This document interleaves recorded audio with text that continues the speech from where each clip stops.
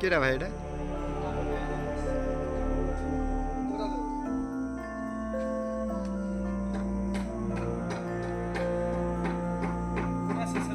Polish করছি ভাই। হুম।